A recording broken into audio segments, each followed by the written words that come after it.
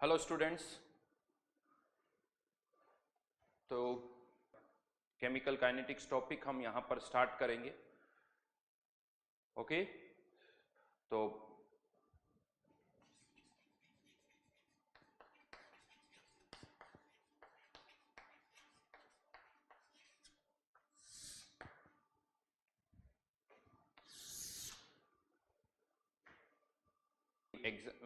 Mains हो या JEE advance हो, तो बहुत ही फंडामेंटल टॉपिक है जो कि हमें कुछ स्पीड के बारे में बताता है।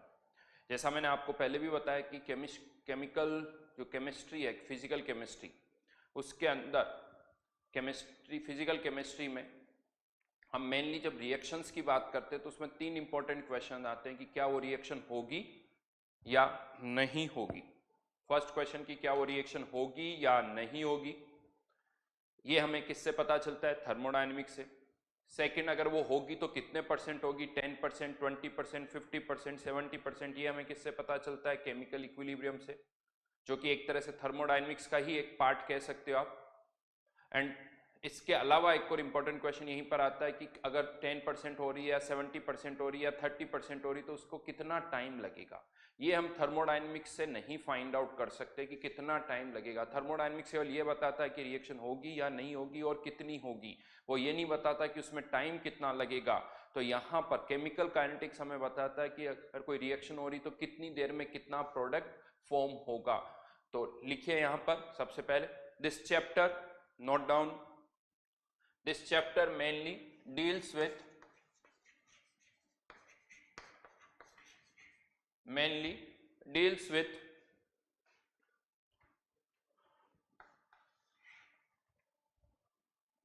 speed of reaction,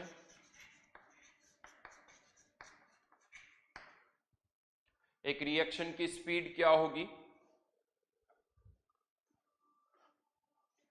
second one, factors affecting the speed of reaction. कौन कौन से फैक्टर्स रिएक्शन की स्पीड को चेंज करते हैं। इसमें मेनली जो हमारा डिस्कशन होगा वो टेम्परेचर और कैटलिस्ट पर होगा कि टेम्परेचर या कैटलिस्ट चेंज करने पर किस तरह से रिएक्शन की स्पीड जो है वो चेंज हो सकती है। तो factors affecting the speed of reaction, right. ये दो पार्ट है जो मेनली हम यहाँ पर डिस्कस करेंगे इस पर्टिकुलर चैप्टर के अंदर। और इसके साथ साथ कह सकते हो एक छोटा सा पार्ट और है, कुछ हद तक हम वो भी डिस्कस करेंगे, reaction mechanism. Reaction mechanism with the help of chemical kinetics, हम कुछ रिएक्शंस की मैकेनिज्म को भी प्रेडिक्ट कर सकते हैं कि अगर ये रिएक्शन हो रही तो कौन कौन से स्टेप्स होगी, कौन सा इंटरमीडिएट बन रहा होगा। ये भी हम केमिकल काइनेटिक्स की हेल्प से बता सकते हैं, प्रेडिक्ट कर सकते हैं। डिटेल में हम बाद में डिस्कस करेंगे, बट कह सकते हो कि मोर और लेस इस चैप्टर में हम तीन पॉइंट्स डिस्कस करेंगे, speed of reaction, factors affecting the speed of reaction and reaction mechanism, right. हाँ, बट टू बिगिन विथ हमें पहले कुछ क्लासिफिकेशन करना होगा। तो केमिकल रिएक्शंस जितनी भी होती है, इन केमिकल रिएक्शंस को हम दो तरह से क्लासिफाई कर सकते हैं। फर्स्ट क्लासिफिकेशन की मैं बात कर रहा हूं, first classification on the basis of this, हम रिएक्शंस को तीन कैटेगरी में डिवाइड करते हैं, फास्ट, स्लो और third one moderate. Fast, slow और मॉडरेट। लेकिन ये जो क्लासिफिकेशन है, आप कह सकते हो कि ये पर्सन टू पर्सन वेरी करता है। बिकॉज कोई रिएक्शन जो किसी के लिए फास्ट है, किसी और के लिए वो हो सकता है स्लो हो। ये तो आपका परसेप्शन है, ये आपके ऊपर डिपेंड करता है। तो इसलिए यहां पर मैं आपको पहले बता दूं, इस तरह के क्वेश्चंस पूछना थोड़ा अजीब सा हो जाता है कि बताओ ये रिएक्शन स्लो है या फास्ट है। इस तरह के क्वेश्चंस नहीं पूछे जाते हैं। हाँ, रिलेटिवली हम कह सकते हैं, रिलेटिवली कंपेयर किया जा सकता है कि हाँ ये फास्ट है, ये इसके रिलेटिवली स्लो है, इस तरह से हम कंपेयर कर सकते हैं। फिर भी समटाइम्स, और ऐसा कुछ डिफाइन भी नहीं है कि इतनी देर में अगर कोई रिएक्शन कंप्लीट हो रही तो हम उसे फास्ट कहेंगे, या इतने टाइम में कोई रिएक्शन कंप्लीट हो रही तो उसे स्लो कहेंगे, ऐसा कुछ भी डिफाइन नहीं है। हाँ, जनरल, इन जनरल अगर हम बात करते हैं तो नॉर्मली हम यही कहते हैं कि फास्ट रिएक्शन जिनको होने में बहुत कम टाइम लगे, कितना कम ये डिफाइंड नहीं है, बट नॉर्मली हम कहते हैं आयनिक रिएक्शंस जो होती है वो फास्ट होती है। आयनिक रिएक्शन जिसमें आयंस रिएक्ट करते हैं, जैसे एसिड बेस रिएक्शन हो गई, इसी के अंदर आयनिक रिएक्शन का एग्जांपल है एसिड बेस रिएक्शन। एक एसिड में अगर आप बेस मिलाते हो तो ये बहुत स्पीड से रिएक्शन कंप्लीट हो जाती है।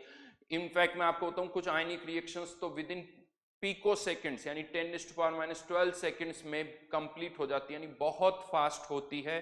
तो ये आयनिक रिएक्शंस जो होती है इनकी स्पीड यानी विद इन सेकेंड्स कह सकते हो जनरली ये रिएक्शंस जो है वो कंप्लीट हो जाती है। तो फास्ट रिएक्शन यानी जनरली आयनिक रिएक्शन।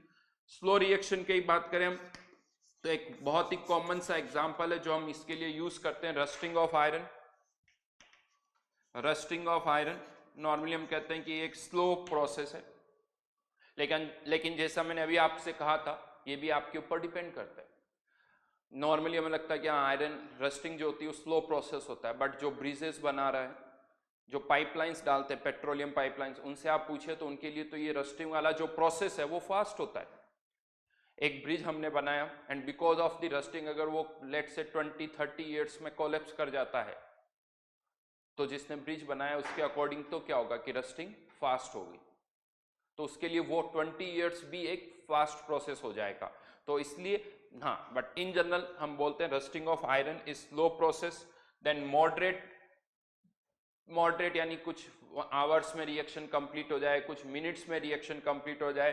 अगेन एग्जांपल की अगर मैं बात करूं तो डीकंपोजिशन ऑफ H2O2,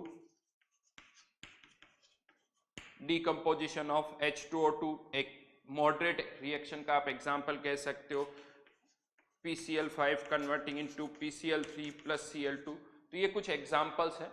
लेकिन साथ में मैं ये भी कहूँगा कि किसी भी रिएक्शन की स्पीड को हम बढ़ा भी सकते हैं, कम भी कर सकते हैं, फास्ट को स्लो या स्लो को फास्ट भी किया जा सकता है। तो इसलिए ये जो कैटेगराइजेशन है कभी आप इस तरह के क्वेश्चंस नहीं देखोगे, जस्ट हमने यहाँ पर इसको हाईलाइट कर दिया फास्ट, स्लो और मॉडरेट। एंड अगेन मैं कह सकता हूँ इस चैप्टर में हम इन वर्ड्स को अब ज़्यादा यूज नहीं करने वाले। हाँ, लेकिन जहाँ तक इनको स्टडी करने की बात है तो फास्ट रिएक्शंस को स्टडी करना बहुत मुश्किल है। क्यों बहुत मुश्किल है?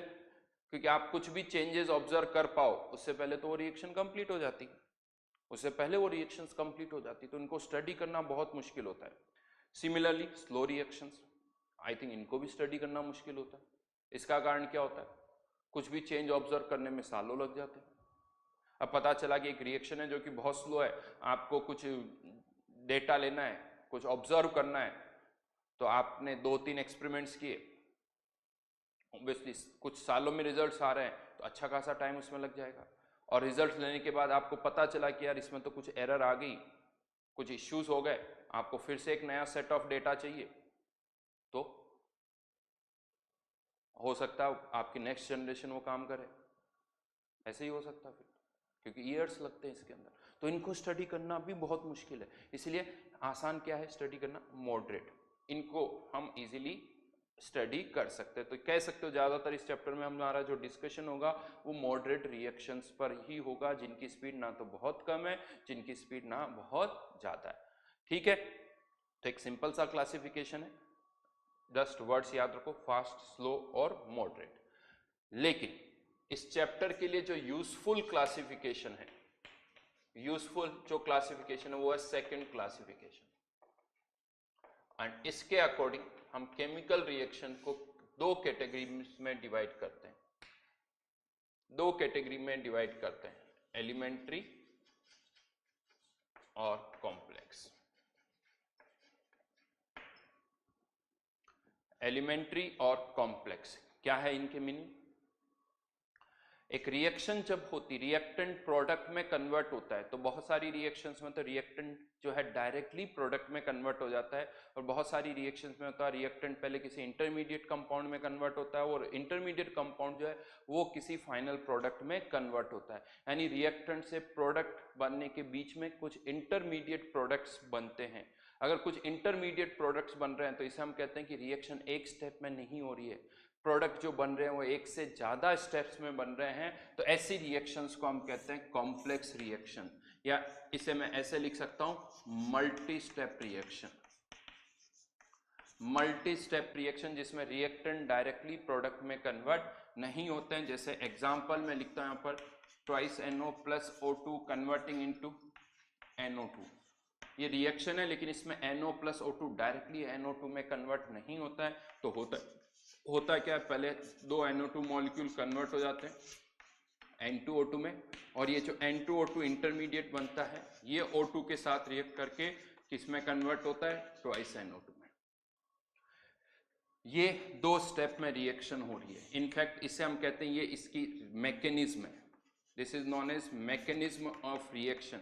यहाँ पर एक इंटरमीडिएट बन रहा है N2O2 जो कि फाइनली किस में कन्वर्ट हो रहा है, ट्वाइस NO2 में। तो ये जो रिएक्शन है वो एक कॉम्प्लेक्स रिएक्शन है। हाँ, लेकिन ये जरूर आप कह सकते हो कि ये जो रिएक्शन है इसमें NO डायरेक्टली N2O2 में कन्वर्ट हो रहा है, तो ये एक सिंगल स्टेप जो है ये यहाँ पर एलिमेंट्री है, ये एलिमेंट्री बोल सकते हो, क्योंकि राइट नाउ इस रिएक्शन के लिए ये रिएक्टेंट है और ये प्रोडक्ट है, ये रिएक्टेंट ये प्रोडक्ट है। तो ये एक एलिमेंट्री स्टेप है जिसमें रिएक्टेंट डायरेक्टली किसमें कन्वर्ट हो, प्रोडक्ट में जो भी है, कोई और इनके अलावा कोई और प्रोडक्ट नहीं बनना चाहिए, कोई और प्रोडक्ट फॉर्म नहीं होना चाहिए।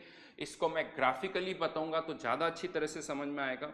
इसको आप ऐसे सोच सकते हो, ये पोटेंशियल, यहाँ पर पोटेंशियल एनर्जी का कर्व है कि कैसे रिएक्टेंट जब प्रोडक्ट में कन्वर्ट हो रहा है तो पोटेंशियल एनर्जी कैसे चेंज हो रही है। तो एक एलिमेंट्री रिएक्शन के लिए कर्व इस तरह से आता है, ये रिएक्टेंट और ये प्रोडक्ट एक सिंगल हम, जबकि अगर कोई कॉम्प्लेक्स रिएक्शन है तो यहां पर कुछ इस तरह से कर्व होगा, ये रिएक्टेंट, ये कोई ना कोई इंटरमीडिएट और ये फाइनली प्रोडक्ट। ऐसा नहीं कि इंटरमीडिएट एक ही होगा, इंटरमीडिएट एक से ज्यादा भी हो सकता है, एक से ज्यादा इंटरमीडिएट भी हो सकते हैं। तो रिएक्टेंट से प्रोडक्ट बनते हुए कोई ना कोई इंटरमीडिएट बन रहा है, जबकि यहाँ पर रिएक्टेंट डायरेक्टली किसमें कन्वर्ट हो रहा है, प्रोडक्ट में कन्वर्ट हो रहा है।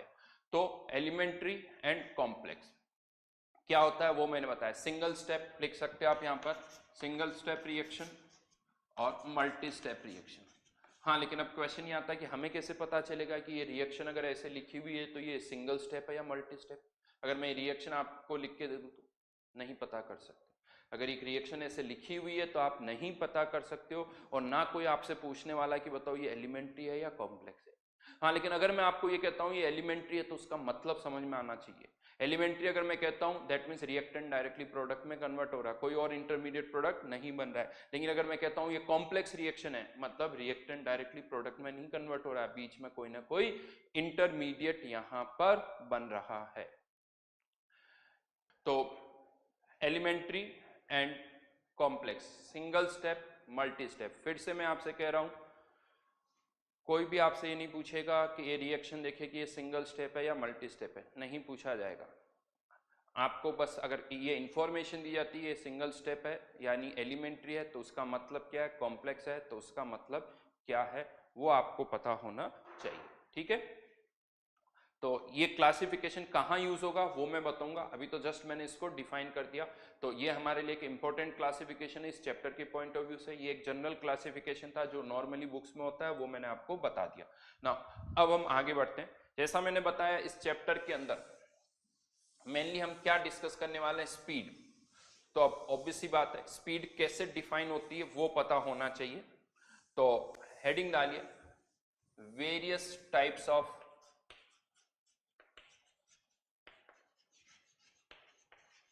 रेट। स्पीड की जगह हम यहां पर टर्म जो अब यूज करने वाले हैं दैट इज रेट। रेट कौन कौन सी होती है, अलग अलग तरह की रेट्स होती है वो मैं आपको बताऊंगा। लेकिन हाँ, सबसे पहले सिंपलेस्ट फॉर्म में अगर हम इसको डिफाइन करें तो rate is what, change in number of moles divided by time taken. अगर कोई रिएक्शन हो रही है, किसी के मोल्स कम होंगे किसी के मोल्स बढ़ेंगे, तो उनके मोल्स में कितना चेंज हो रहा है पर यूनिट टाइम, वो उसकी रेट है। अब टाइम किस में लेना है, अगेन मैं आपको बता दूं कोई फिक्स नहीं है। टाइम आप सेकंड्स में भी ले सकते हो, मिनट्स में भी ले सकते हो, आवर्स में भी ले सकते हो, ये आपके ऊपर डिपेंड करता है। तो change in moles divided by time taken. इसकी यूनिट्स की बात करें तो मोल्स पर यूनिट टाइम, ये इसकी यूनिट हो जाएगी। राइट। हाँ, लेकिन आप कह सकते हो सर हमने तो generally change in concentration plus divided by change in concentration divided by time ये जनरली यूज किया है, कैसा आएगा वो मैं बताता हूँ। बेसिक डेफिनेशन तो यही है।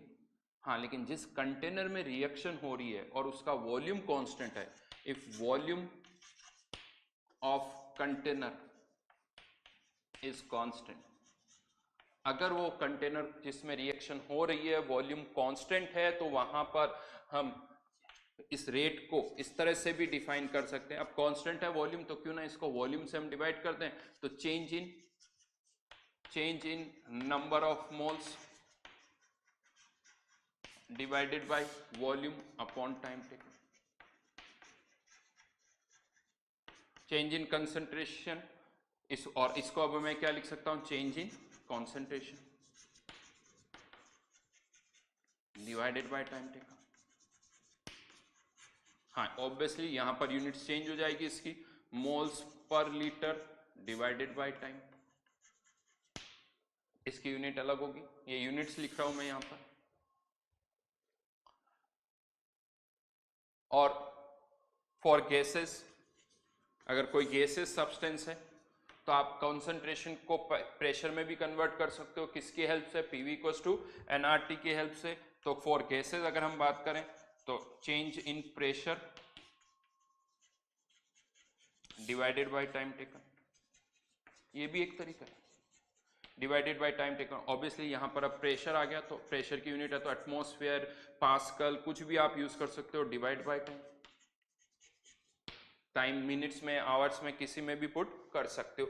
तो यानी कोई जरूरी नहीं आप कंसंट्रेशन की टर्म्स में, प्रेशर की टर्म्स में या मोल्स की टर्म में आप, वैसे मैं बता दूं मोस्टली जो हम यहाँ पर यूज करने वाले हैं वो है change in concentration upon time taken.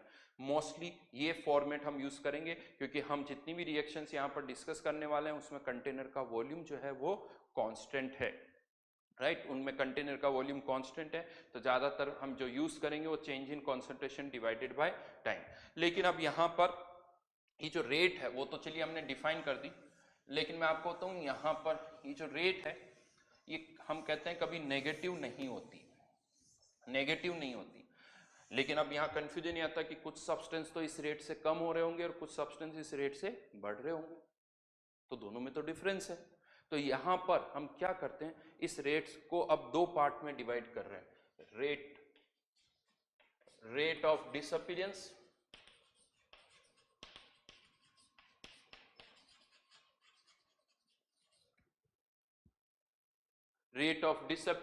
And rate of appearance. बहुत ही बेसिक से बता रहा हूं मैं आपको, और ये जो छोटी छोटी बातें, टर्मिनोलॉजीज, ये बहुत इंपॉर्टेंट है, यहां पर क्लियरिटी होनी चाहिए।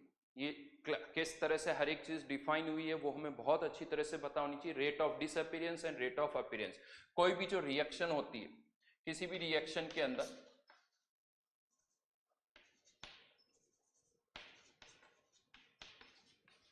रिएक्टेंट्स जो है वो हमें पता है कंज्यूम होते हैं और प्रोडक्ट जो है वो फॉर्म होते हैं, राइट। नाउ यहाँ पर हम रिएक्शंस को थोड़ा सिंपल रख रहे हैं। आप ये सोचो रिएक्शन इस तरह से हो रही है कि रिएक्टेंट केवल प्रोडक्ट में कन्वर्ट हो रहे हैं, अभी इस तरह से ही आपको सोचना है। ये मत मानो कि प्रोडक्ट वापस रिएक्टेंट में कन्वर्ट हो रहे हैं, एक ही डायरेक्शन में ये रिएक्शन हो रही है। रिएक्टेंट प्रोडक्ट में कन्वर्ट हो रहे हैं तो रिएक्टेंट के मोल्स कम होंगे, तो उनके लिए टर्म हम क्या यूज करेंगे, रेट ऑफ डिसअपीयरेंस। प्रोडक्ट बन रहे हैं, उनकी अमाउंट बढ़ रही है, तो उनके लिए हम टर्म क्या यूज करने वाले हैं, रेट ऑफ अपीयरेंस, ठीक है। तो rate of disappearance, rate of appearance, फिर से मैं बोलूंगा आसान रखने के लिए अभी हम इस तरह से सोच रहे हैं। इवन अगर प्रोडक्ट भी रिएक्टेंट में कन्वर्ट होते हैं तो उसके लिए भी हम अलग से बाद में, यानी उसके लिए भी ये टर्म्स यूज होगी, ऐसा नहीं है, बट प्रोसेस थोड़ा अलग हो जाएगा। तो राइट नाउ अगर मैं यहां पर बात करूं इसके लिए रेट ऑफ डिसअपीयरेंस ऑफ ए के लिए टर्म कौन सी यूज होगी, रेट ऑफ डिसअपीयरेंस ऑफ ए। अब आपने ऑलरेडी टर्म क्या यूज कर ली, डिसअपीयरेंस, तो इससे ये समझ में आ रहा है कि ए जो है वो डिसअपीयर हो रहा है इस रेट से, तो जो रेट होगी वो नेगेटिव नहीं होनी चाहिए। अब यहां पर ए की कॉन्सेंट्रेशन कम हो रही है, तो हमने क्या लिखा, चेंज इन कॉन्सेंट्रेशन ऑफ ए, तो ए की concentration A concentration of A initially minus finally divided by time taken, जैसे मैं डेल्टा टी लिख देता हूँ।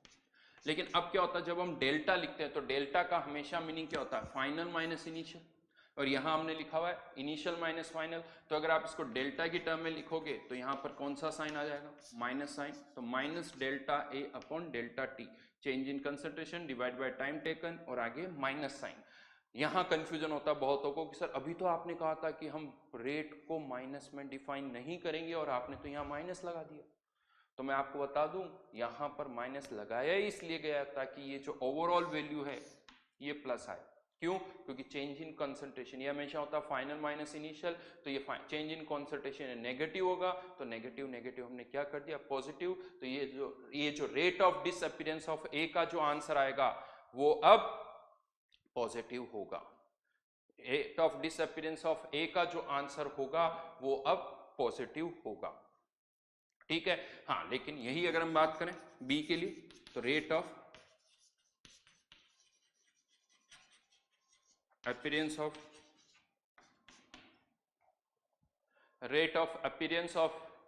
बी।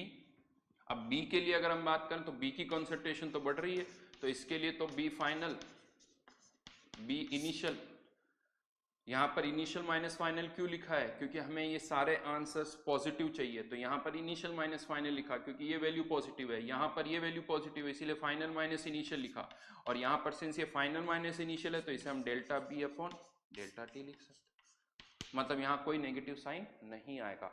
तो rate of disappearance of A minus delta A upon delta T, यानी जितने भी रिएक्टेंट अगर मैं उनकी रेट्स की बात कर रेट ऑफ डिसअपीयरेंस की बात करूं तो उनके लिए हमेशा माइनस के साथ इस तरह से आप लिखो minus delta A upon delta T. लेकिन ये मैं बता दूं जब आप कैलकुलेट करोगे ये वैल्यूज यहां पुट करोगे तो ओवरऑल ये वैल्यू भी पॉजिटिव और ओवरऑल ये भी पॉजिटिव आएगी, यानी अल्टीमेटली कोई भी रेट का आंसर जो है वो नेगेटिव नहीं आएगा, वो पॉजिटिव ही आएगा। तो rate of disappearance and rate of appearance ये दो तरह की टर्मिनोलॉजी हम यहाँ पर यूज करते हैं। ठीक है। अब यहां पर ये तो चलो डिफाइन कर दी रेट ऑफ डिसअपीयरेंस और रेट ऑफ अपीयरेंस, दो टर्म्स हमने यहां पर डिफाइन कर दी। ठीक है, ये डेटा पता है तो हम यहां से निकाल भी सकते हैं, कोई प्रॉब्लम नहीं। लेकिन अब यहां पर सपोज करिए मुझे ये रेट ऑफ अपीयरेंस या रेट ऑफ डिसअपीयरेंस मैं आपसे कहता हूं कि आपको निकालनी है, रेट ऑफ अपीयरेंस या रेट ऑफ डिसअपीयरेंस। सोचो आप ये कैसे फाइंड आउट करोगे, प्रैक्टिकली आपको ये सब कुछ करना है तो कैसे करोगे। ठीक है, आप क्या करोगे सर, एक कंटेनर लेंगे जिसमें ए डाल देंगे इनिशियली एक, अब क्या करेंगे कंटेनर के अंदर ए डाल दिया, ए जो है बी और सी में कन्वर्ट होगा, 10 मिनट्स पर 20 मिनट्स पर कुछ ना कुछ कन्वर्जन होंगे वहां पर। अब अगर मुझे ए के लिए rate of disappearance find out करनी है, ए के लिए रेट ऑफ डिसअपीयरेंस मुझे फाइंड आउट करनी है तो मैं क्या करूंगा, लेट्स से 10 मिनट्स पर ए की मैंने कंसंट्रेशन कंटेनर के अंदर मेजर कर ली, वो कैसे मेजर की है वो एक अलग पार्ट है, बस हाँ हमें कंटेनर के अंदर 10 मिनट्स पर ए की क्या पता चल गई, कॉन्सेंट्रेशन पता चल गई। फिर 20 मिनट्स पर भी हमने कंटेनर के अंदर ए की क्या निकाल ली, कॉन्सेंट्रेशन।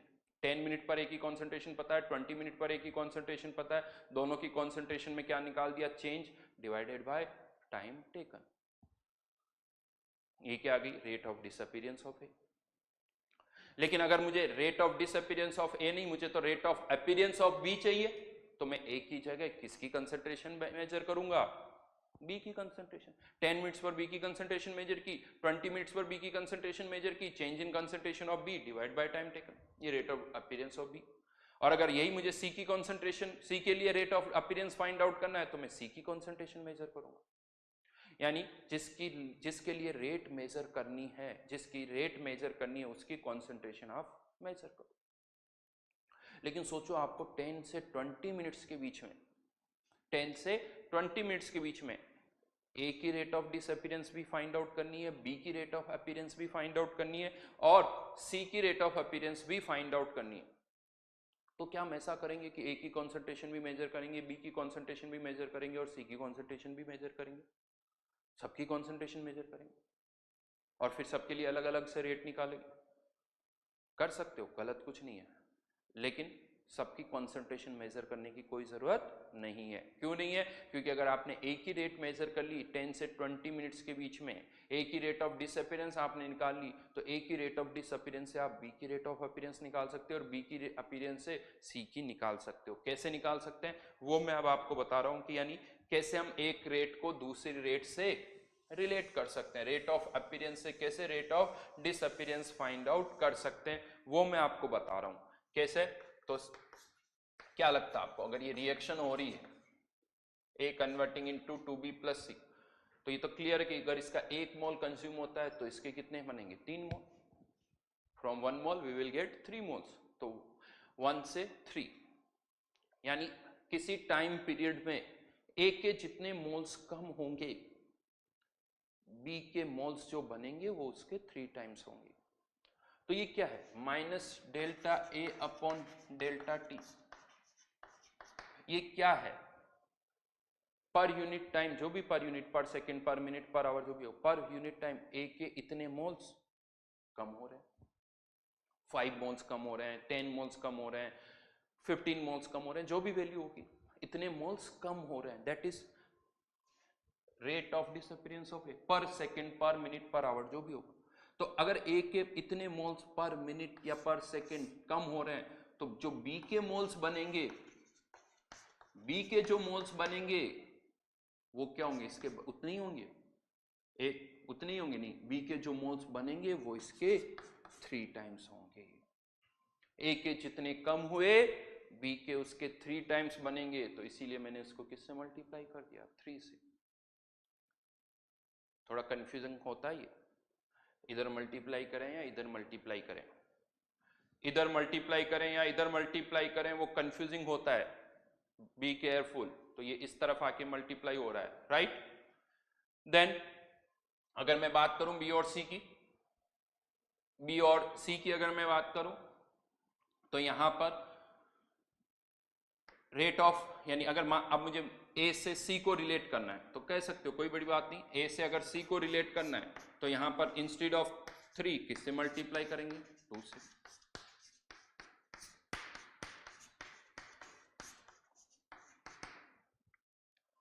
तो यहां पर बी की रेट, सी की रेट हम फाइंड आउट कर सकते हैं, रिलेट किया जा सकता है। इवन आप चाहो तो यहां से आप बी और सी को भी रिलेट कर सकते हो, वो कैसे करना होगा वो देखना होगा। अगर मुझे लेट से बी की रेट पता और सी की रेट फाइंड आउट करनी है, डायरेक्टली आप बी और सी को भी रिलेट कर सकते हो, लेकिन इंस्टेड ऑफ दिस इसको मैं ऐसे पुट कर दूं, इस 3 को मैं यहां शिफ्ट कर देता हूं और इस 2 को भी अगर मैं यहां शिफ्ट कर दूं, तो यहां पर भी minus delta A upon delta T, minus delta A upon delta T, तो यहां पर मैं इसको लिख देता हूं 1/2 delta C upon delta T. यहां पर हमने बी की रेट ऑफ अपीयरेंस को किससे रिलेट कर दिया? सी की रेट ऑफ अपीयरेंस से रिलेट कर दिया। अब इसको कैसे याद रखा जाए? कह दो सर बड़ा घिचपिच सा कुछ हो गया, नहीं हुआ है। तरीका यही सही है, एक रेट से दूसरी रेट को रिलेट करने का तरीका तो यही सही है, बट हाँ अब इसे याद रखने का एक दूसरा तरीका हम सोच सकते हैं। क्या हो रहा है यहां पर अगर हम देखें तो ये rate of disappearance of A है, ये rate of appearance of B है, ये rate of appearance of C है, ये टर्म। और इन तीनों को हम रिलेट कैसे कर सकते हैं? तो कुछ नहीं करना, आप उनको उनके स्टाइकियोमेट्रिक कोफिशिएंट से डिवाइड कर दो।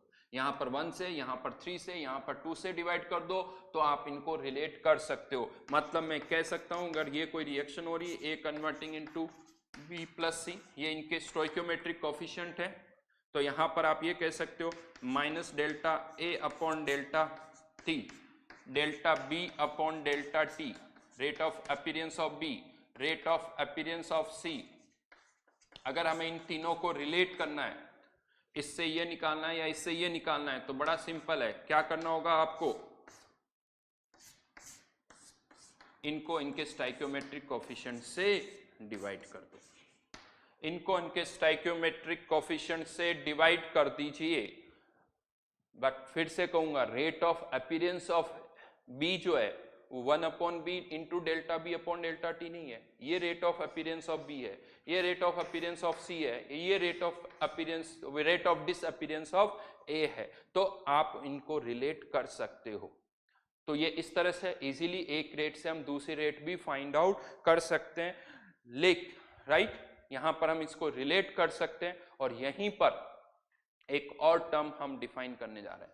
यानी अभी तक दो रेट्स मैंने डिफाइन की है, रेट ऑफ अपीयरेंस और रेट ऑफ डिसअपीयरेंस। दो रेट तो मैंने डिफाइन की है, लेकिन यहां पर अब मैं एक और रेट डिफाइन करने जा रहा हूं। आई थिंक आप सबको पता है, और उसे हम क्या बोलते हैं? Yes, rate of reaction. Rate of reaction, अगर किसी भी सब्सटेंस की रेट ऑफ यानी डिसअपीयरेंस को या रेट ऑफ अपीयरेंस को अगर आप उसके स्टोइकियोमेट्रिक कोएफिशिएंट से डिवाइड कर देते हो तो इसे बोला जाता है रेट ऑफ रिएक्शन। इसे हम कहते हैं रेट ऑफ रिएक्शन। यानी अगर आप मुझसे पूछोगे रेट ऑफ रिएक्शन क्या है, तो मेरा आंसर ये होगा रेट ऑफ अपीयरेंस या रेट ऑफ डिसअपीयरेंस को आप उनके स्टोइकियोमेट्रिक कोएफिशिएंट से डिवाइड कर दीजिए तो वो जो वैल्यू आएगी वो है रेट ऑफ रिएक्शन। एक टर्म और इंट्रोड्यूस हो गई, रेट ऑफ रिएक्शन। हाँ, लेकिन ये जो टर्म हमने यहां पर डिफाइन की है ना, रेट ऑफ रिएक्शन, ये कंफ्यूजिंग है। हो सकता है अभी आपको लगे सर इसमें क्या कंफ्यूजन है, बड़ा सिंपल सा है। करना क्या, रेट ऑफ अपीयरेंस या डिसअपीयरेंस को उनके स्टोइकियोमेट्रिक कोएफिशिएंट से डिवाइड कर दो, दैट्स इट। इसमें तो कोई कंफ्यूजन नहीं है कंफ्यूजन। क्या कंफ्यूजन है, अब वो मैं बताता हूं। अभी तो जैसा आपने ये लिखा है रेट ऑफ रिएक्शन, इस तरह से हम रिलेट कर सकते हैं, आंसर निकाल सकते हैं। अगर रेट ऑफ रिएक्शन में आपसे पूछूंगा तो बहुत अच्छी तरह से आप ये आंसर भी निकाल सकते हो, लेकिन इसमें कंफ्यूजन क्या है वो अब मैं आपको बता रहा हूं। मान लीजिए एक कंटेनर है जिसमें H2O2 भरा हुआ है। H2O2 का सॉल्यूशन है, प्योर नहीं है, H2O2 भी सॉल्यूशन है, और इसमें से H2O2 डिकम्पोज हो रहा है। हम सबको पता है H2O2 डिकम्पोज होता है किसमें, H2O प्लस O2। बैलेंसिंग नहीं की है मैंने। H2O2 डिकम्पोज हो रहा है H2O प्लस O2 में, ठीक है। अब यहां पर एक्सपेरिमेंटली हमने rate of disappearance of H2O2 find out की। कैसे की होगी, वही किसी टाइम पर H2O2 की कंसंट्रेशन फाइंड आउट की, फिर थोड़ी देर के बाद फिर से H2O2 की कंसंट्रेशन निकाल ली, उससे H2O2 की कंसंट्रेशन में चेंज आ गया। तो हमारे पास rate of disappearance of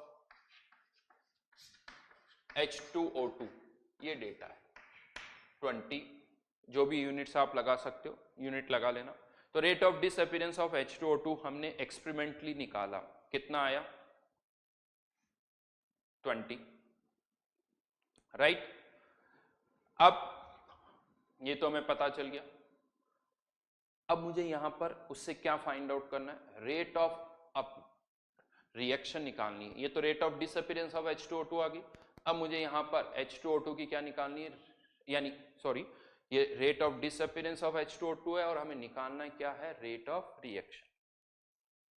rate of reaction हमें यहां पर फाइंड आउट करना है। वो कैसे करेंगे, तो अब जब हमने यहां पर इनके स्टोइकियोमेट्रिक कोएफिशिएंट से यहां डिवाइड किया था, ये बैलेंस्ड रिएक्शन होनी चाहिए, जो भी रिएक्शन है वो बैलेंस्ड होनी चाहिए। तो यहां पर भी अगर हमें रेट ऑफ रिएक्शन निकालना है तो इस रिएक्शन को बैलेंस करना होगा, इस रिएक्शन को बैलेंस करना होगा। तो अभी तो ये बैलेंस नहीं है। आप में से एक स्टूडेंट ने इसको 1/2 से बैलेंस कर दिया और किसी और ने इसको इस तरह से बैलेंस कर दिया। बैलेंसिंग ही करनी, ये भी बैलेंसिंग है, ये भी बैलेंसिंग है।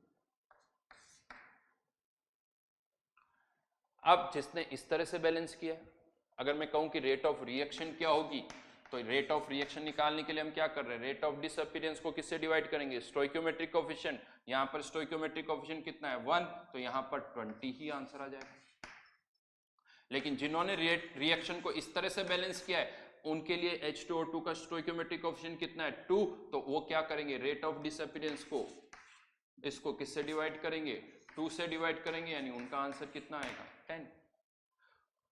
और हो सकता है आप में से किसी ने इस रिएक्शन को यहाँ पर 2 2 1 की जगह 4 4 2, क्योंकि रिएक्शन को तो ऐसे भी बैलेंस कर सकता हूँ, 4 4 2 भी कर सकता हूँ, या इसको 10 से मल्टीप्लाई कर दिया तो 20 20 10, तो उनके लिए रेट ऑफ रिएक्शन का आंसर कुछ और होगा।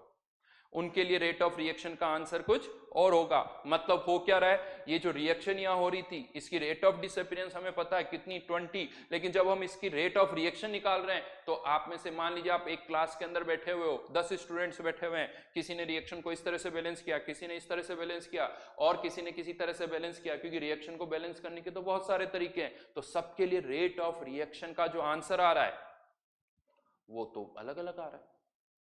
ये कैसे हो सकता है, मतलब अजीब सा लगता है। एक रिएक्शन हो रही है, कोई कह रहा है कि इसकी रेट ऑफ रिएक्शन 10 है, कोई कह रहा है 20 है, कोई कह रहा है 30 है। रेट ऑफ रिएक्शन अलग अलग कैसे हो सकती है, सबका आंसर तो एक आना चाहिए, ये अलग अलग कैसे हो सकती,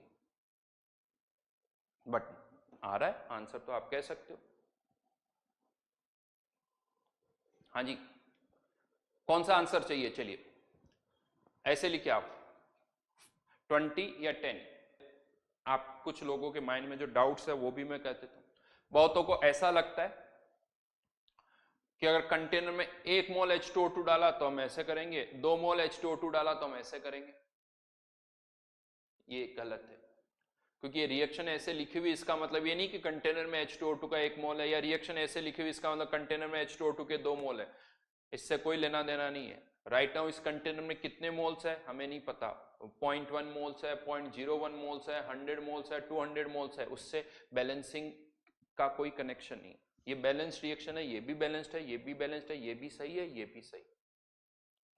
रिएक्शन दोनों आप ये भी लिख सकते हो, ये भी लिख सकते हो, यहाँ पर इससे कोई कनेक्शन नहीं कि कंटेनर में कितने मोल्स है, और वो हमें नहीं पता। हमें तो बस ये रेट पता है कि हाँ इसकी रेट कितनी आ रही है, रेट ऑफ डिसअपीयरेंस वो भी 20, और निकालना क्या, रेट ऑफ रिएक्शन।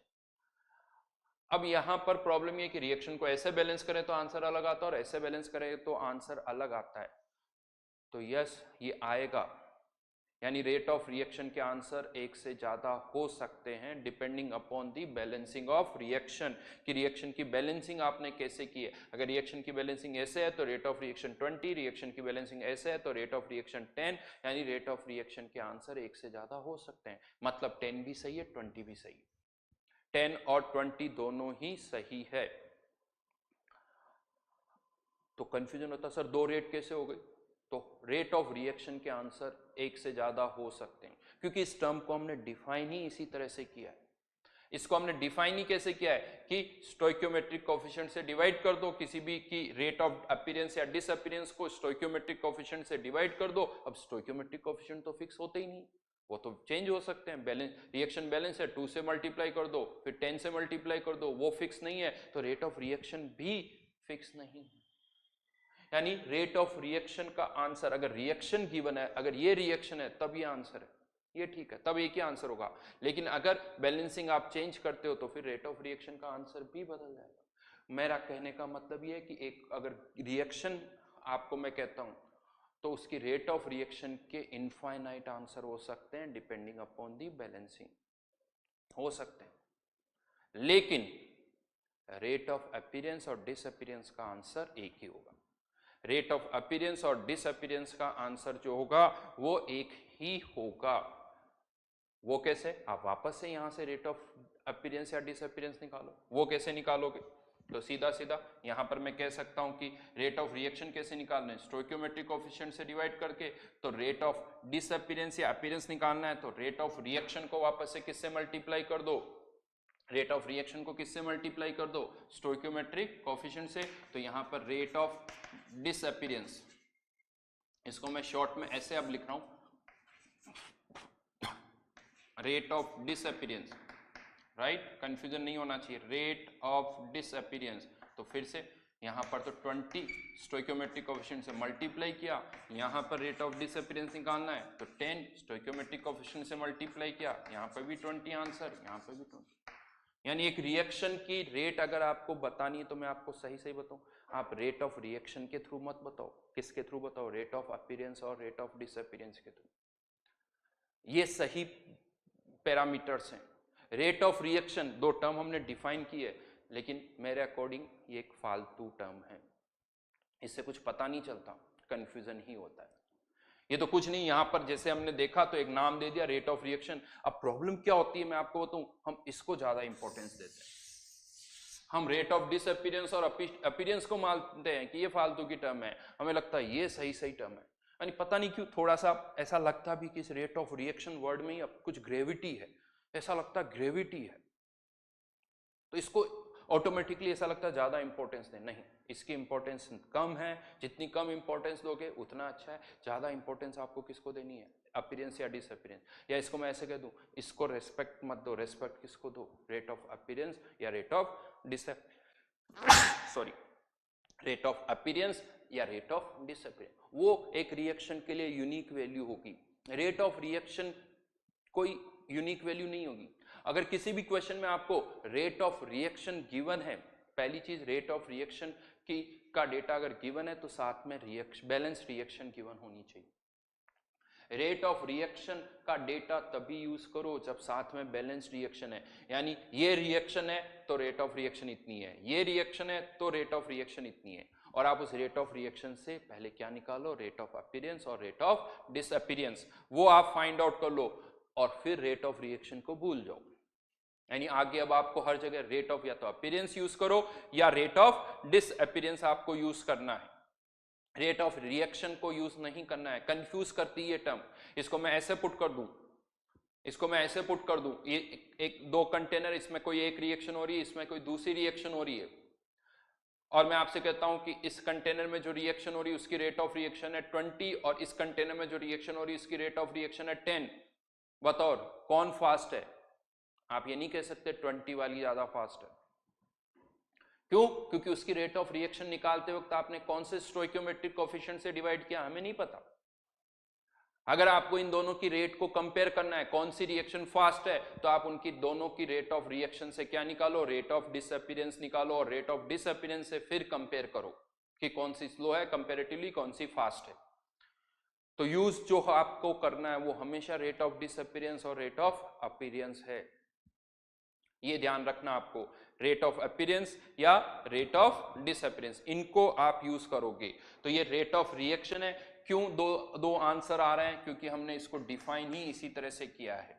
और मैं आपको फिर से बता दूं, कभी भी आपको पूछा जाए कि रेट ऑफ रिएक्शन निकालो तो बैलेंस रिएक्शन आपको पता होनी चाहिए। अगर बैलेंस रिएक्शन नहीं पता है तो आंसर एक से ज्यादा हो सकते हैं, क्योंकि आप जैसे बैलेंस करोगे आपका आंसर उसी तरह से आएगा।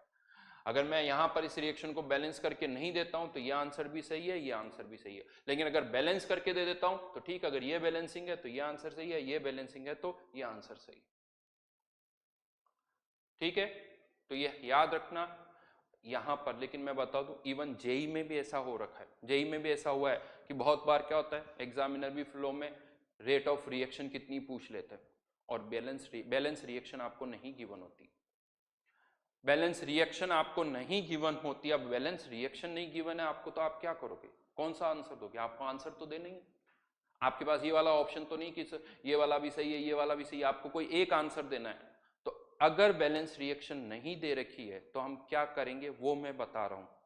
मैं ये नहीं कह रहा हूं कि ये आंसर सही है या सारे आंसर सही है, बैलेंस रिएक्शन अगर नहीं दे रखी है, लेकिन अगर हमें एक आंसर देना है तो हम कौन सा आंसर देंगे। तो अगर बैलेंस रिएक्शन नहीं दे रखी है तो रिएक्शन को हमें कैसे बैलेंस करना है, मिनिमम इंटीग्रल कोएफिशिएंट से, यानी किसी का भी कोएफिशिएंट फ्रैक्शनल नहीं हो, तो ये वाला तरीका ज्यादा सही है और इससे हम रेट ऑफ रिएक्शन निकालेंगे। मैं बता दूं, लेकिन ये रूल किसी भी बुक में नहीं लिखा हुआ है, किसी भी बुक में ये रूल नहीं लिखा हुआ है, लेकिन जनरली सभी इसी तरह से सोचते हैं, जनरली सभी इसी तरह से सोचते हैं। तो वो थॉट है जिसको हम यहां पर यूज कर रहे हैं। तो यहां पर एक लाइन लिख सकते हो, if balance reaction is not given, if balance reaction is not given,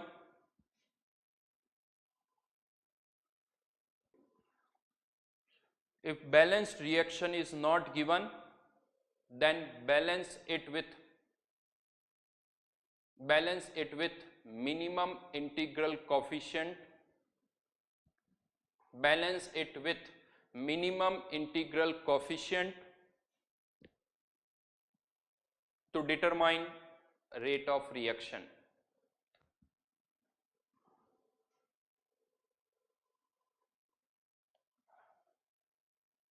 To determine rate of reaction.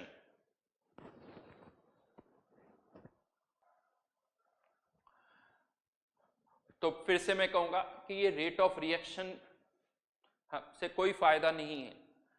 बस ये तो ठीक है, यहां पर आप एक टर्म यूज कर सकते हो कि रेट ऑफ अपीयरेंस या डिसअपीयरेंस से को स्टोइकियोमेट्रिक कोएफिशिएंट से डिवाइड कर दो तो रेट ऑफ रिएक्शन निकल जाएगी। तो कभी भी बस रेट ऑफ रिएक्शन को इतना यूज करो कि अगर रेट ऑफ रिएक्शन आपको निकालने के लिए कहा जाए तो पता हो कि कैसे निकालना है, और अगर किसी क्वेश्चन में रेट ऑफ रिएक्शन दे रखी है तो उससे वापस से आप रेट ऑफ अपीयरेंस या डिसअपीयरेंस निकालना आना चाहिए। उसके बाद आगे हमें केवल किसको यूज करना है, रेट ऑफ डिसअपीयरेंस या रेट ऑफ अपीयरेंस को ही यूज करना है। तो आई थिंक क्लियर है, कंफ्यूजन है, लेकिन उस कंफ्यूजन को भी मैंने होपफुली क्लियर किया है कि आपको किस तरह से सोचना चाहिए, वो मैंने आपको बताया है। ठीक है, आगे बढ़ते हैं, इसी को आप आगे कंटिन्यू करते हैं। तो रेट ऑफ अपीयरेंस, डिसअपीयरेंस और रेट ऑफ रिएक्शन, ये तीन टर्म्स यहां पर आई है। लेकिन अब मैं यहां पर बता दूं, ये जितनी भी रेट्स हैं, अपीयरेंस, डिसअपीयरेंस और रिएक्शन, इन सभी रेट्स को हम फर्दर दो कैटेगरीज में डिवाइड कर सकते हैं। ये आप सबको पता है, एवरेज और इंस्टेंटेनियस।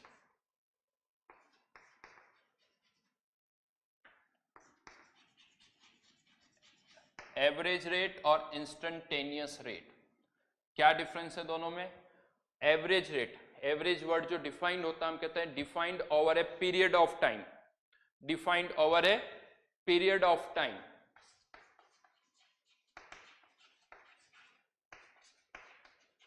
जबकि instantaneous rate defined at a point of time, defined at a point of time.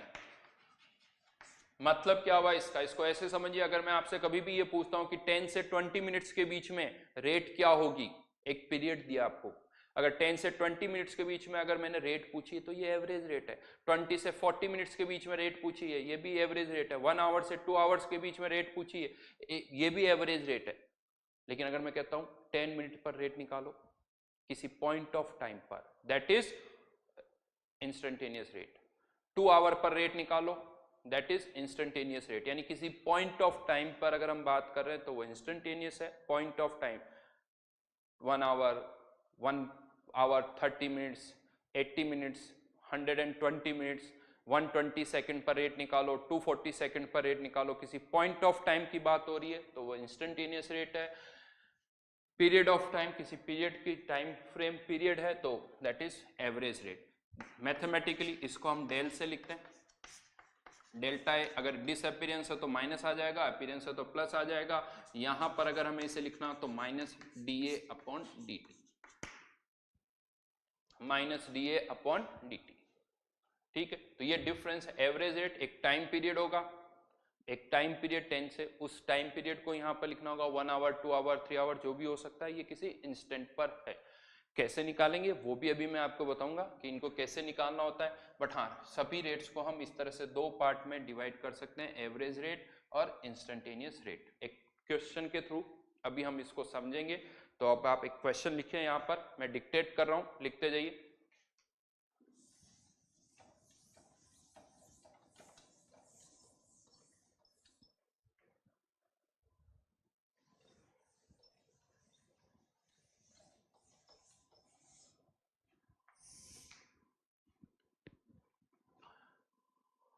For the given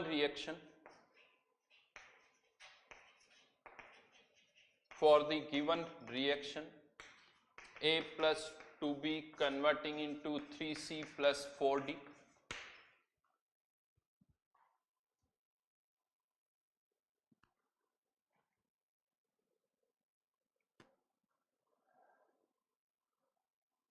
number of moles of C increases by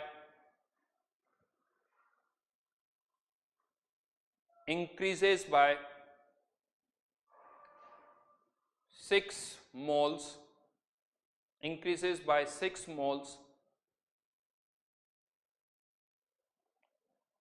in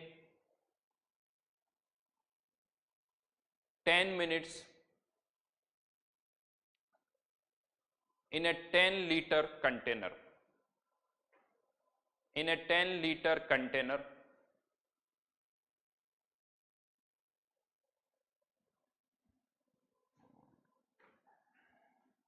find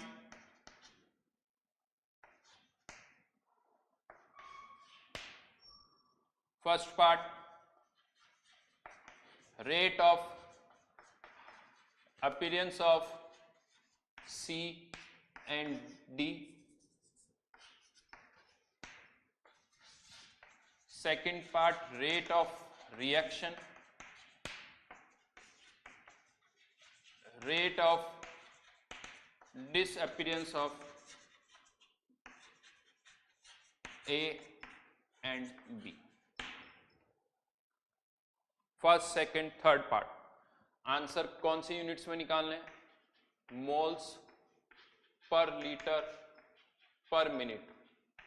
सबके answer moles per litre per minute.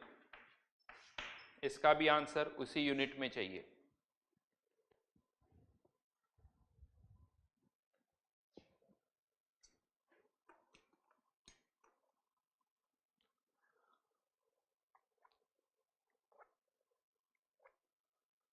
चलिए अब इस question को हम कर देते हैं। तो रेट ऑफ डिसअपीयरेंस, जैसे पहले तो मैंने कहा कि सी के मोल्स कितने इंक्रीज हुए 6, तो यहां पर रेट ऑफ अपीयरेंस ऑफ सी के मोल्स कितने इंक्रीज हुए, मैं ऐसे लिख देता हूं, change in moles of C divide by volume divide by time taken. तो 6 divided by 10 divided by again time taken 10 minutes, तो ये कितना आ गया 0.06। अब आप ज्यादा अच्छा है पहले रेट ऑफ अपीयरेंस ऑफ सी से रेट ऑफ रिएक्शन पहले निकाल लो, राइट? नहीं तो आप ऐसा नहीं, इससे ये रिलेट कर सकते हो। अगर मुझे सी से ए को रिलेट करना है तो कोई प्रॉब्लम नहीं। हाँ, इसको थोड़ा मैथमेटिकली सोचना होगा। ये वैल्यू क्या निकाली आपने पता है? Delta C upon delta t, ये निकाला आपने, ये आपने निकाला है। अब अगर आपको rate of appearance of D चाहिए तो delta C upon delta t, इसको इसके कोफिशिएंट से डिवाइड कर दिया, इसको 1/4 delta D upon delta t, ये वैल्यू कितनी आ गई 6, 1/3 सॉरी 0.06 1/4,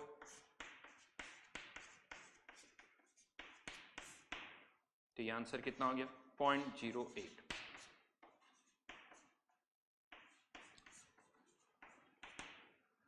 इसी तरह से आप ए और बी के लिए भी कर सकते हो, लेकिन मेरा मानना है कि इससे ज्यादा आसान क्या रहेगा, पहले हम क्या निकाल लें, रेट ऑफ रिएक्शन। तो रेट ऑफ रिएक्शन कैसे निकालेंगे? बैलेंस रिएक्शन सब कुछ गिवन है, तो 1/3 delta C upon delta T, तो ये 1/3 इंटू 0.06, तो ये वैल्यू कितनी आ गई 0.02।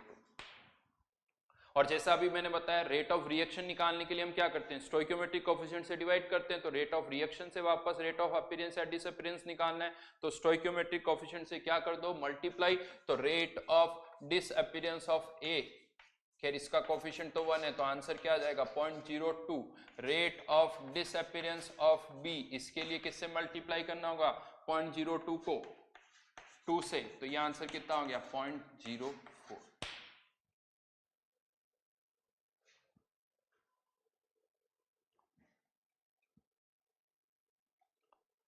ठीक है, तो यहां पर रेट ऑफ डिसअपीयरेंस ये हम फाइंड आउट कर सकते हैं। तो ज्यादा आसान ये होगा, अगर बहुत सारे आंसर्स निकालने तो सबसे पहले रेट ऑफ रिएक्शन निकाल लो, रेट ऑफ रिएक्शन निकाल के फिर कोई सी भी रेट अगर हमें निकालनी है, रेट ऑफ अपीयरेंस या डिसअपीयरेंस, तो उनको उनके स्टोइकियोमेट्रिक कोएफिशिएंट से मल्टीप्लाई कर दो। हाँ, लेकिन क्वेश्चन ये आता है, ये जितनी भी रेट्स मैंने अभी निकलवाई आपको, ये सब कौन सी रेट्स है? ये एवरेज है या इंस्टेंटेनियस है? ये एवरेज है या इंस्टेंटेनियस है? तो क्वेश्चन कैसे स्टार्ट किया था, increases by 6 moles in 10 minutes, एक पीरियड ऑफ टाइम गिवन है, यानी ये सब कौन सी रेट है, एवरेज रेट ही है। एवरेज रेट आपने फाइंड आउट की है, इंस्टेंटेनियस नहीं की है। तो एवरेज रेट कैसे फाइंड आउट करनी वो मैंने आपको बताया, जल्दबाजी में कुछ मिस्टेक्स हो सकती है, जैसे वॉल्यूम से डिवाइड करना ना भूलें, वॉल्यूम से हमने यहाँ डिवाइड कर दिया, टाइम से भी डिवाइड करना होगा, तो एवरेज या इंस्टेंटेनियस सॉरी अपीयरेंस या रेट ऑफ डिसअपीयरेंस हम फाइंड आउट कर सकते हैं। हाँ, यहाँ पर अभी आप इंस्टेंटेनियस रेट नहीं निकाल सकते हो, जो इन्फॉर्मेशन हमें गिवन है उससे हम केवल एवरेज रेट ही निकाल सकते हैं, इंस्टेंटेनियस रेट हम फाइंड आउट नहीं कर सकते। एक और क्वेश्चन मैं दे रहा हूं, एक और क्वेश्चन अभी मैं दे रहा हूं, करेंगे हम इंस्टेंटेनियस का क्वेश्चन भी करेंगे, लेकिन पहला काम कैसे एक रेट से दूसरी रेट को रिलेट करना है वो मैंने आपको बताया।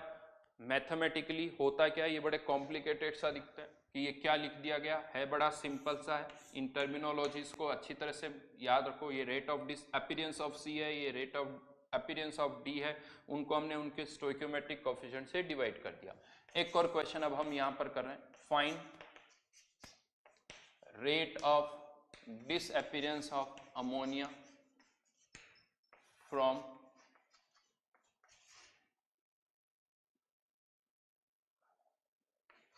0 to 10 minutes and 10 to 20 minutes. Rate of disappearance of ammonia, लेकिन इस बार इंफॉर्मेशन अलग तरह से गिवन है। इस बार जो इंफॉर्मेशन आपको गिवन है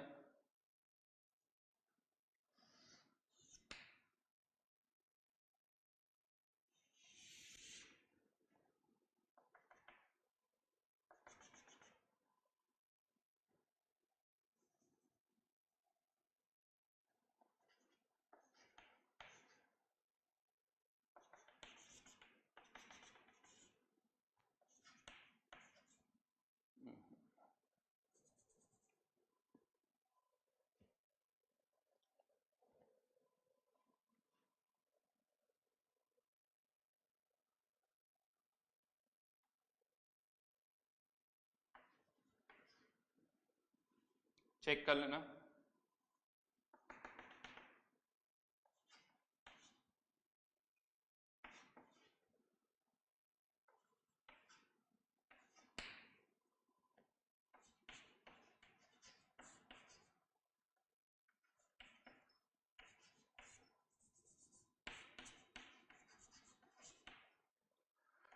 एक्स एक्सिस पर टाइम दे रखा है मिनट्स में, वाई एक्सिस पर अमोनिया की कंसंट्रेशन, स्क्वायर ब्रैकेट मतलब कंसंट्रेशन ऑफ अमोनिया 0.6, 0.4, 0.2, ये कंसंट्रेशन दे रखी है।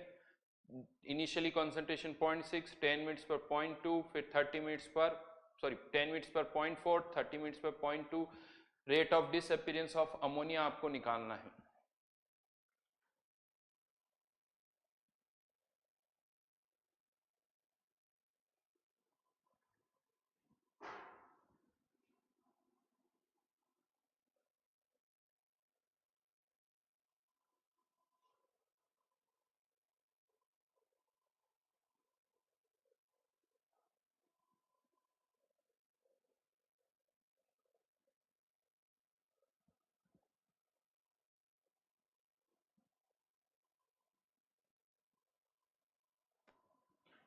कह सकते हो, कुछ भी अलग से नहीं है, यहां पर बस इंफॉर्मेशन मैंने ग्राफिकली दे दी। तो 0 से 10 मिनट्स के बीच में चेंज कितना हो रहा है, 0.6 से 0.2। तो फर्स्ट पार्ट के लिए मैं बात कर रहा हूं, चेंज कितने का हुआ, change in concentration 0.2 divided by time taken कितना है 10, तो ये आंसर कितना आ गया 0.02। सेकेंड पार्ट में चेंज यहां पर भी कितना हो रहा है 0.2 का ही हो रहा है, 0.4 से 0.2, लेकिन इस बार टाइम जो लगा वो 10 मिनट्स नहीं लगा, कितना लगा 20 मिनट्स। तो आंसर कितना हो गया 0.01। फिर से क्वेश्चन है कि ये कौन सी रेट है, ये कौन सी रेट है, एवरेज या इंस्टेंटेनियस। ये भी एवरेज रेट है क्योंकि आप एक टाइम पीरियड में निकाल रहे हो, एक टाइम पीरियड में निकाल रहे हो, तो ये भी कौन सी रेट हुई, एवरेज रेट ही हुई है।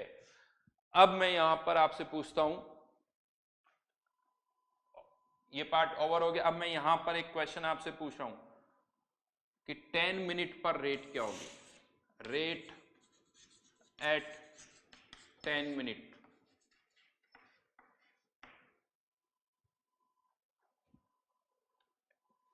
रेट एट 10 मिनट, ये मैंने आपसे पूछा है, आंसर बताइए 10 मिनट पर रेट क्या होगी।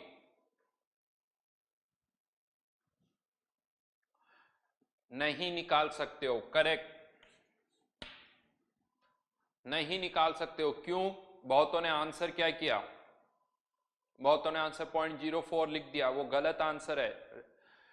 क्योंकि क्या है, instantaneous rate is what, minus D A upon D T. Right now ammonia है तो आप क्या लिख सकते हो, DNH3 अपॉन डी टी। जैसे एक कर्व होता है y वर्सेस x का, जो कर्व होता है, लेट्स से ये कोई कर्व है y और x के बीच में, तो dy बाई डी एक्स क्या होता है, dy बाई डी एक्स उसका स्लोप होता है। dy by D x is what, slope of the curve. उस पॉइंट पर, इस पॉइंट पर ये dy बाई डी एक्स। तो सिमिलरली यहां पर DNH3, ये कर्व किसके बीच में, NH3, कॉन्सेंट्रेशन ऑफ NH3 और टाइम के बीच में। तो अगर मुझे DNH3 अपॉन dt लिखना है तो ये इस पॉइंट का क्या होगा, स्लोप होगा। उसको मुझे माइनस करना है, स्लोप जो भी है उसका और माइनस करना है। तो हमें इस पॉइंट का स्लोप निकालना है। स्लोप निकालना है मतलब यहां पर अगर मुझे इंस्टेंटेनियस रेट फाइंड आउट करनी तो स्लोप निकाल के उसका माइनस करना होगा, वो इंस्टेंटेनियस रेट होगी। अब क्वेश्चन आता है क्या यहाँ पर स्लोप जो हम ये निकाल रहे हैं ये क्या y बाई एक्स होता है क्या? बहुतों ने आंसर 0.04 निकाल दिया। 0.04 तो कब आएगा, y बाई एक्स। यानी आप क्या कर रहे हो, कंसंट्रेशन और को टाइम से डिवाइड कर रहे हो, कॉन्सेंट्रेशन को टाइम से डिवाइड कर रहे हो। यानी आप ये कर रहे हो NH3 की कॉन्सेंट्रेशन अपॉन टी। क्या ये स्लोप होता है, स्लोप ये नहीं होता है, स्लोप ये होता है, ये स्लोप है। Slope is dy by D x, y by x slope नहीं होता है। इस पॉइंट का स्लोप निकालना है तो क्या निकालना पड़ेगा आपको, dy बाई डी एक्स। तो ये मिस्टेक नहीं करोगे। अब अगर क्वेश्चन ये कि हमें इसका स्लोप निकालना, तो स्लोप कैसे निकालेंगे, स्लोप कैसे निकालेंगे, स्लोप आप ऐसे इक्वेशन यहां से कर्व को देख के नहीं बता सकते, आपको उसके लिए इस कर्व की इक्वेशन पता होनी चाहिए। इस कर्व की इक्वेशन पता होनी चाहिए। अगर मुझे dy बाई डी एक्स निकालना है तो y x के साथ कैसे वेरी कर रहा है वो पता होना चाहिए, तब जाके हम स्लोप निकाल पाएंगे। उसका प्रोसीजर क्या होगा, जैसे रेंडमली मैं कुछ ले रहा हूं इसके लिए कि मान लीजिए कर्व कुछ इस तरह से वेरी करता है e की पावर -2x। तो अगर मुझे इस पॉइंट का स्लोप निकालना है तो मुझे इसको क्या करना पड़ेगा, डिफरेंशिएट करना होगा। dy बाई डी एक्स पता है क्या होता है इसका डिफरेंशिएशन, यस, e की पावर -2x तो आएगा आएगा और -2, ये इसका क्या हो गया, dy बाई डी एक्स, यानी जिसे आप क्या कहते हो, स्लोप। अब आपको जिस x की वैल्यू पर स्लोप निकालना है वो x की वैल्यू आप यहां पुट कर दोगे तो उस पॉइंट का स्लोप आ जाएगा। उसी तरह से यहां पर भी हमें स्लोप निकालना होगा और जो स्लोप होगा उसी से हमें इंस्टेंटेनियस रेट पता चलेगी, उसी से हमें इंस्टेंटेनियस रेट पता चलेगी। हाँ, वो dy बाई डी एक्स है, जो भी है, प्लस या माइनस साइन क्या लगाना है वो हमें अलग से सोचना होगा। रेट ऑफ डिसअपीयरेंस है तो उसके आगे माइनस साइन लगा देंगे, रेट ऑफ अपीयरेंस है तो नहीं लगाएंगे। तो ये बेसिकली हाँ ओवरऑल फाइनल आंसर जो है, चाहे वो रेट ऑफ डिसअपीयरेंस हो या अपीयरेंस हो, पॉजिटिव आना चाहिए। एग्जाम्पल मैं ले रहा हूं बट ये मिस्टेक नहीं करोगे, 0.04 आंसर नहीं है, 0.04 आंसर नहीं है। क्लियर। अब कैसे करेंगे, ये तो जस्ट मैंने एक एग्जांपल लिया था। अब मैं आपको एक क्वेश्चन दे रहा हूं जहां पर कंसंट्रेशन टाइम के साथ कैसे वेरी कर रहा है, उस कर्व की मैं आपको क्या दूंगा, इक्वेशन दूंगा। और अगर कर्व की इक्वेशन दे रखी है तो आप इंस्टेंटेनियस रेट फाइंड आउट कर सकते हो, उसके लिए आपको इसको डिफरेंशिएट करना होगा। हाँ, अगर कर्व की इक्वेशन पता है तो हम कंसंट्रेशन भी फाइंड आउट कर सकते हैं। तो अगर इस कर्व की इक्वेशन पता है तो उससे हम एवरेज रेट भी निकाल सकते हैं, इंस्टेंटेनियस रेट भी निकाल सकते हैं, दोनों ही निकाल सकते हैं। ठीक है, तो एक क्वेश्चन अब उसी पर हम कर रहे हैं, एवरेज रेट और इंस्टेंटेनियस रेट कैसे हम निकाल सकते हैं वो मैं बता रहा हूं। हाँ, लेकिन ये क्लियर हो गया कि अगर इंस्टेंटेनियस रेट फाइंड आउट करनी है तो हमें कंसंट्रेशन का टाइम के साथ वेरिएशन जो हो रहा है उस कर्व की इक्वेशन पता होनी चाहिए। वो कर्व कोई सा भी हो सकता है, हाइपरबोला हो सकता है, हाइपरबोला हो सकता है, लीनियर हो सकता है, या और भी कॉम्प्लिकेटेड कर्व, कुछ भी यहां पर हो सकता है। ठीक है, तो उसी पर बेस्ड एक क्वेश्चन हम कर रहे हैं।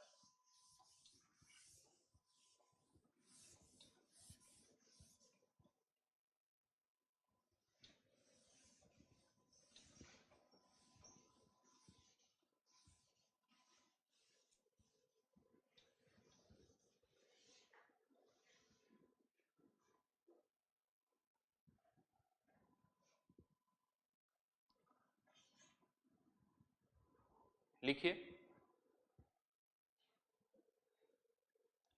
N2O5 N2O5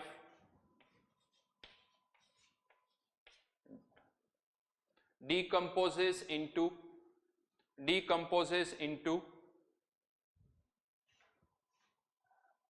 NO2 and O2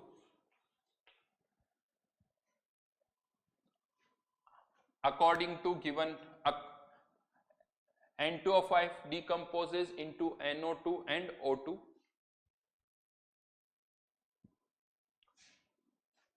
full stop. Concentration of N2O5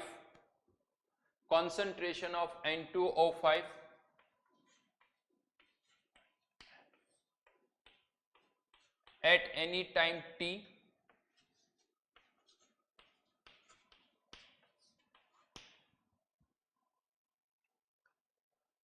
can be calculated by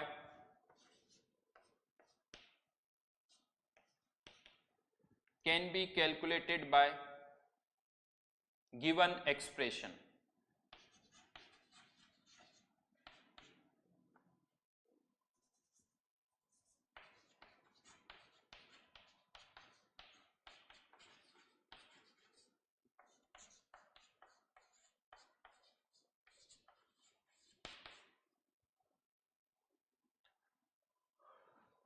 ये N2O5 की जीरो मतलब T इक्वल्स टू 0 पर कॉन्सेंट्रेशन है, मतलब आप कह सकते हो N2O5 की इनिशियल कॉन्सेंट्रेशन है और जो कि हमें गिवन है कितनी है 2 मोल्स पर लीटर, ये इनिशियल कॉन्सेंट्रेशन है। ये किसी भी टाइम T पर कॉन्सेंट्रेशन है, T पुट कर दो तो उस टाइम पर यहां से क्या आ जाएगी, कॉन्सेंट्रेशन आ जाएगी। K एक कांस्टेंट है जिसकी वैल्यू हमें गिवन है 10⁻⁻⁴ सेकंड इनवर्स, ये K की वैल्यू यहां पर गिवन है। तो किसी भी टाइम पर जिस पर आपको कंसंट्रेशन चाहिए वो टाइम पुट कर दो तो उस टाइम पर N2O5 की यहां से क्या आ जाएगी, कंसंट्रेशन आ जाएगी, राइट। N2O5T मतलब किसी टाइम T पर कंसंट्रेशन, अगर यहाँ पर आप 10 सेकंड पुट करते हो तो ये 10 सेकंड पे कंसंट्रेशन आ जाएगी, 20 पुट करते हो तो 20 सेकंड पे कंसंट्रेशन आपको पता चल जाएगी। निकालना क्या क्या है वो अब मैं फाइंड कंसंट्रेशन ऑफ, बहुत ही सिंपल से क्वेश्चंस बना रहा हूं। N2O5 at T equals to 0, 10⁻⁴ second and 2 into 10⁻⁴.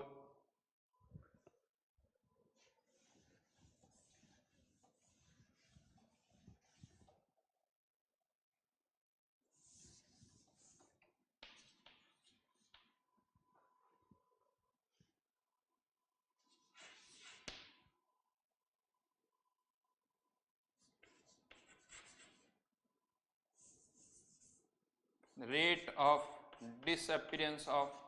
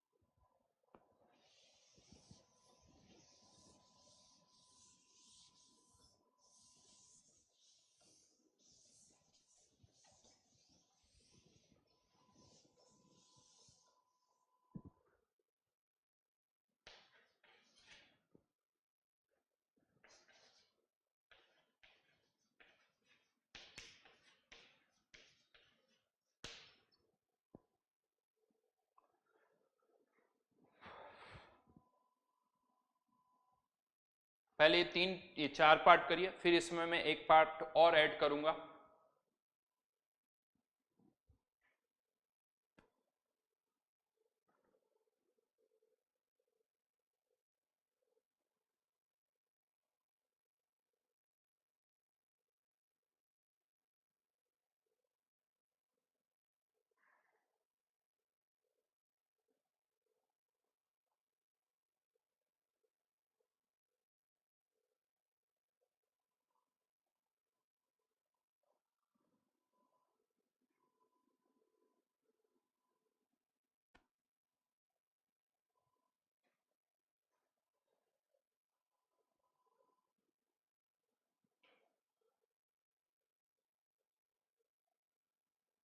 हाँ, आंसर आप अपना e की टर्म्स में e⁻⁻1 या 1/e 1/e² इस तरह से दे सकते हो।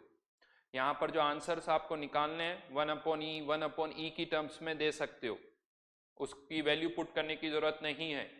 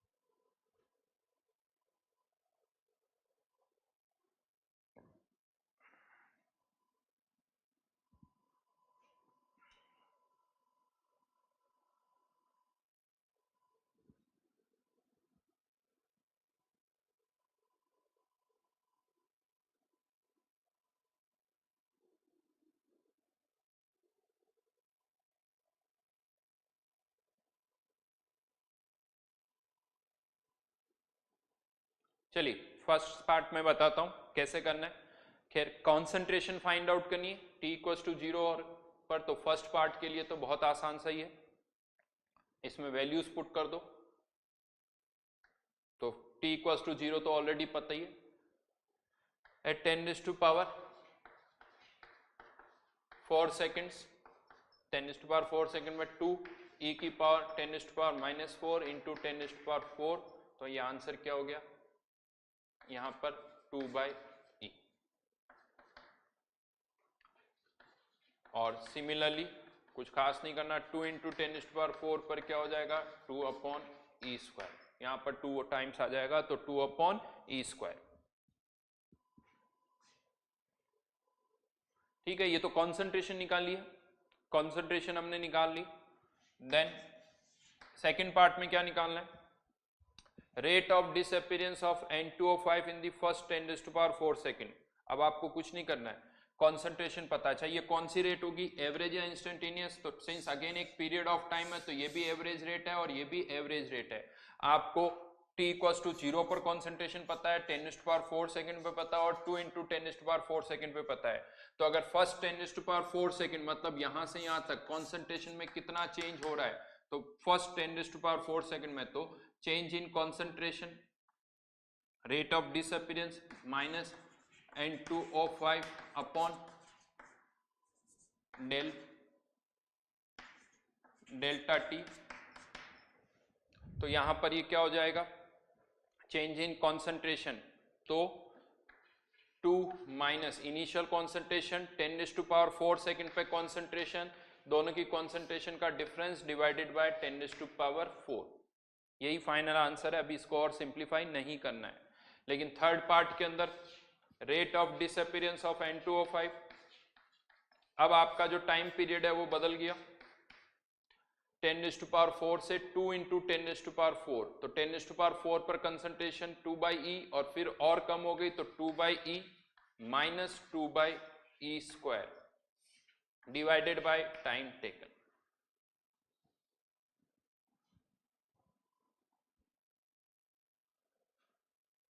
ठीक है, कुछ नहीं किया हमने, कॉन्सेंट्रेशन में चेंज हर एक टाइम पर 10⁴ पर कॉन्सेंट्रेशन पता है, 2 इस पर पता है, तो फिर से वो कॉन्सेंट्रेशन का डेटा आ गया, उसमें चेंज निकाल लिया डिवाइड बाय टाइम टेकन। तो ये सेकंड पार्ट भी हो गया। थर्ड पार्ट, हाँ लेकिन कह सकते हो कि सेकंड और ये जो थर्ड पार्ट है ये कौन सी रेट हमने निकाली है, एवरेज रेट, ये सब एवरेज रेट है। फोर्थ पॉइंट कह सकते हो 10⁴ सेकंड पर रेट निकालनी, यानी अब ये कौन सी है, इंस्टेंटेनियस रेट है। इसका आंसर क्या होगा, क्वेश्चन नंबर फोर्थ, इस फोर्थ पार्ट का आंसर आपको बताना है। क्वेश्चन नंबर फोर्थ का आंसर,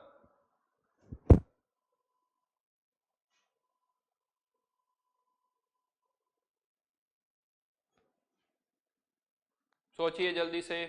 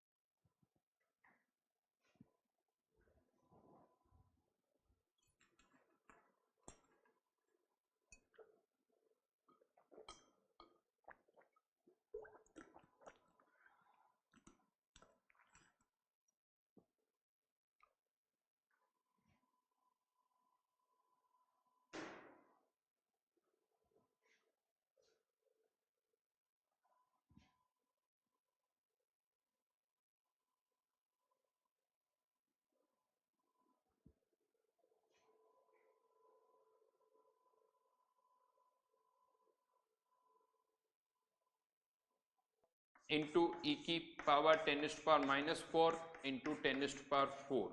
तो ये आ गया 2 इंटू 10⁻⁻4 डिवाइडेड बाई ई। क्या यही हमारा फाइनल आंसर है? क्या यही हमारा फाइनल आंसर है?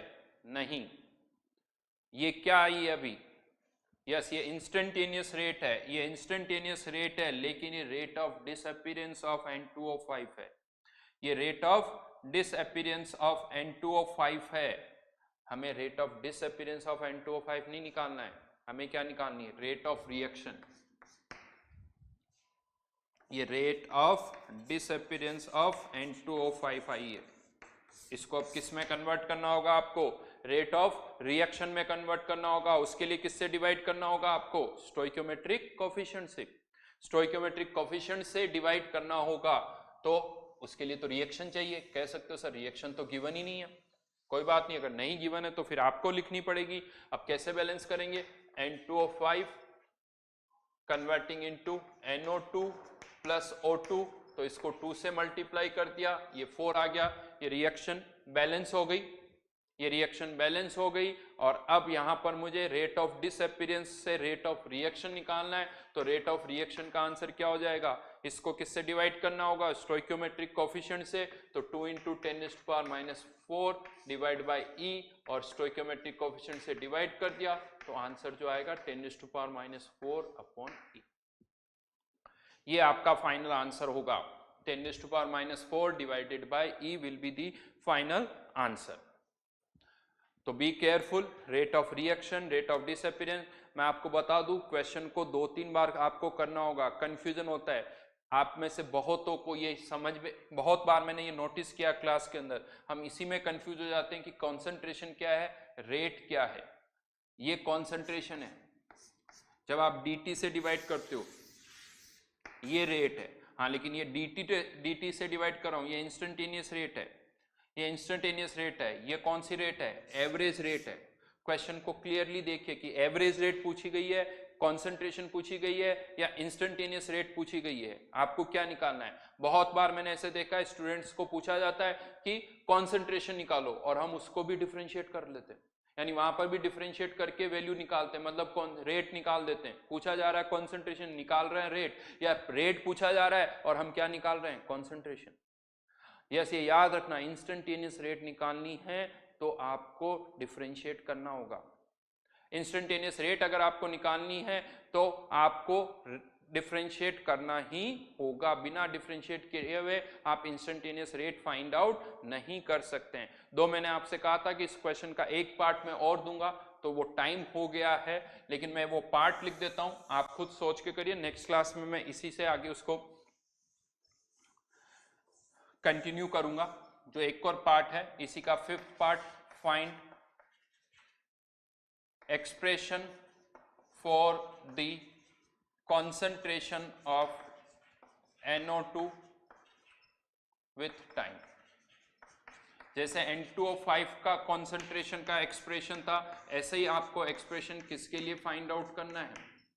NO2 का फाइंड आउट करना है विथ टाइम। टाइम के साथ ये कॉन्सेंट्रेशन कैसे वेरी करेगी, वो एक्सप्रेशन आपको फाइंड आउट करना है। ये एक और क्वेश्चन है, इसका आंसर मैं आपको फिर नेक्स्ट क्लास के अंदर बताऊंगा।